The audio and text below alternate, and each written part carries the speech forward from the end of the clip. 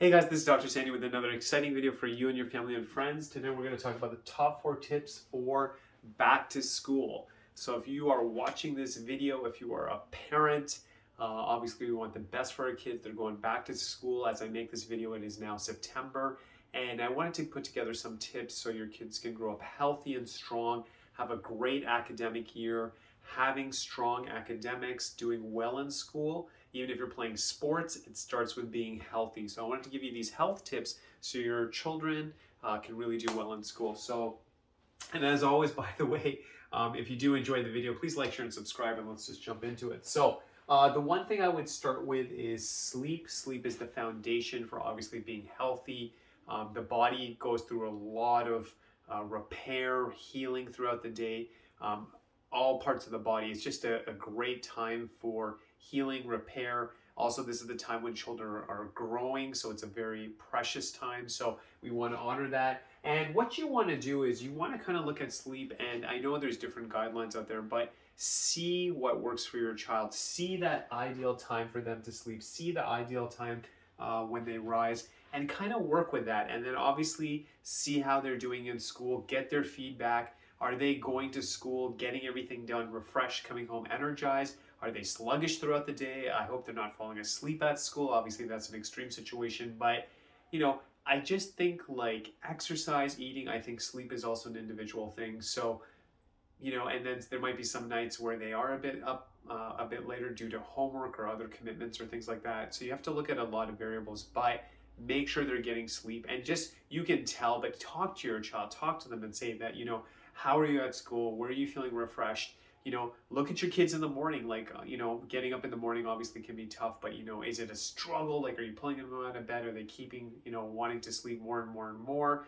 Is it, when you walk in and you wake them up, are they, up fairly quickly?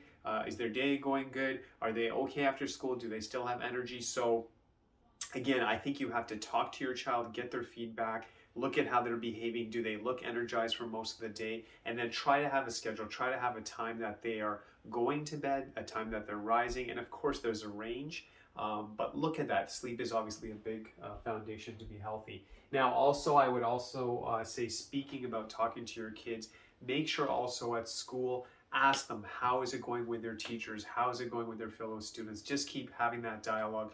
We want to make sure our kids are in a safe environment. If there's any concerns, maybe with a certain teacher, if there's concerns with other students, if they have questions, or they're not being treated well by other students potentially. So having that constant dialogue, be in communication with your kids, maybe before they go to bed. Just talk to them and touch base and say, hey, how was your day? What's going on? And you can tell by your kids' language, their body language, how is school going?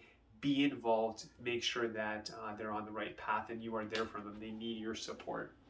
The other thing I would say as well is nutrition. Again, in the summertime, I think the sleep schedule gets a little bit tossed up. Eating can get tossed up. And of course, we all know this, what you put in your body will affect your health levels. So let's get back on track. We want to make sure they're having their protein, carbs. And when I speak of carbs, I'm talking more like healthy fruits, veggies as much as possible. They do need the protein because they're growing. Carbs gives us energy, but we want healthy carbs. And as I said, the fruits and veggies. We also want to make sure that they're drinking water. And I'm one that we are striving for excellence, and I'm not a big fan of perfection. I think to say that, they always have to eat right, they can never have any sweets, they can never have a dessert, I think that's tough.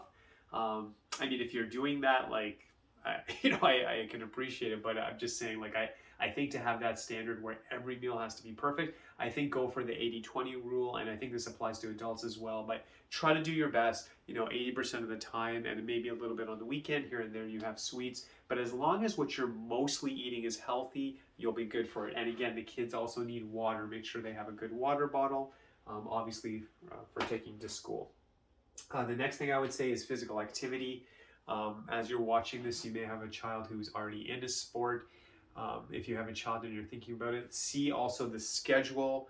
I personally believe that there should be a balance between the academics and then the physical, like whatever they're enjoying, whatever sport they're in, and just make sure that you're not overloading them. So let's say there's a lot of homework and a lot of sports commitments. And again, we're going to talk to that child. If that child, you can see they're happy and they're thriving in that environment, great. If it looks like it's getting too much and maybe they're involved in 3-4 sports, maybe we'll cut down to 2, but be in that dialogue. Let's make sure that they excel in school, they excel in sports, that they're happy about the process. And there's that fine balance. Like, you want to encourage your child, but you don't want to overload them. But they need to have some kind of physical activity. If they haven't signed up for anything, maybe you can work out as a family. Maybe you can go for family walks. If you have some local parks they can use, things like that. If they like to ride a bike, just encourage some kind of physical activity. They need it, because that leads to the next thing, is the posture. So if they're going back to school, they're probably going to be sitting a lot. They're going to be using digital devices. They're probably using laptops. Like, let's face the reality, we're going to use more technology with phones, with laptops, with computers, and then on our free time, screen time, gaming. All of this is hard on the posture. So you just want to remind your children that even if they're doing their work, if they can try to get up about every hour, which I think should be fairly easy. If they're really studying, sometimes that might be hard, and I get that, but about every hour, taking a break. The best stretch for helping with posture, just have them stand up, hands behind the back, and just going back. That is the best, having that awareness for posture. And as I speak about this, I think what's critical is what we have to remember. Healthy children turn into healthy adults. And I'm going to say that again. Healthy children turn into healthy adults. And what am I basically saying is that sometimes I've met parents and they'll say things like, oh yeah, my child's having headaches or backaches, and their tone and the way they're talking at times can be very dismissive. They're kind of like, oh, it's a kid. How can they have any pain? And the reality is, yes, they can. They can have the headaches, the neck pain, the low back pain, and especially if they're studying, especially if they're in sports and a physical sport where maybe they fell down or someone hit them or something like that. Of course they can. And if those issues, those neck pains, the headaches, the low back pain are not taken care of at a younger age, it can quite easily show up as they get older. And in fact, if you see this kind of pattern, like I've met patients where we start talking and you'll start hearing that, oh yeah, like I've had this for years, and years ago it wasn't that bad, but as I get older, it's getting more intense. And I just keep thinking, wow, if they had known how to, maybe take care of the body, know the power of chiropractic, know how important it is to take care of the posture at a younger age, later in their life, maybe their 20s, 30s, and 40s, for example, they could have better health. So why should someone have to wait till they're older to start taking care of their spine and their posture? Let's be proactive. Let's make sure the kids are healthy and strong, because you have to remember, better posture is better health. You're talking literally the brain, the heart, the lungs, everything works at a better level. We know, obviously, if you have good vision, you go to the eye doctor. If you have healthy teeth, you go to the dentist. We need those systems. And having a healthy spine, having a healthy nerve system, having healthy posture will make your kids stronger, better. They can do better in schools. They can do better in sports.